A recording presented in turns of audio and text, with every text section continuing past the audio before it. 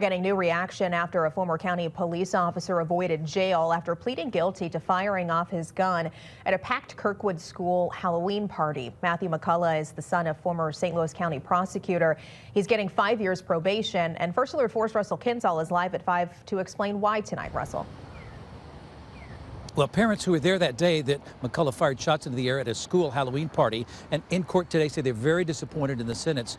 McCullough spoke up in court today and took full responsibility for his actions. He apologized, and a psychiatrist said he was having a manic episode at the time.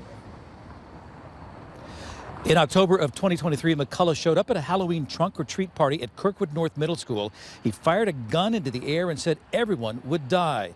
Parents and children ran in all directions, and some parents didn't know if their kids had been killed initially. A psychiatrist testified that McCullough has been diagnosed with bipolar I disorder and on that day was experiencing a manic episode. The doctor testified that McCullough has been stable since starting medication. He takes two kinds, including lithium, and he sees a therapist. The judge sentenced him to a total of 27 years on 4 counts, but suspended the sentences and gave him 5 years probation. The judge explained her justification by saying the best way to monitor that McCullough is staying on his medication to avoid another episode is to put him on probation instead of sending him to prison. Parents who say their families are still haunted by the terrifying experience disagree with that sentence. They're very unhappy.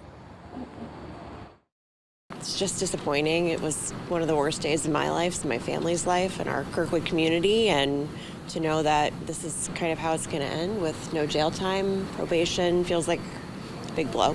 Going to prison, going to jail is the best way to send a message that gun violence is not okay. You know, even if it is attributable to mental health issues. You know, the best message to me with jail time is that it holds people accountable. The judge said if she sent him to prison, he would have to go out of state for his own safety because he's a former police officer and his father's the former longtime prosecutor. And if she did that, she wouldn't be able to make sure that he's staying on his medication and avoiding another episode. But she can if he's on probation. I'll tell you, those parents say justice was not served today. Live in Clayton, Russell Kinsall, First Alert 4. All right.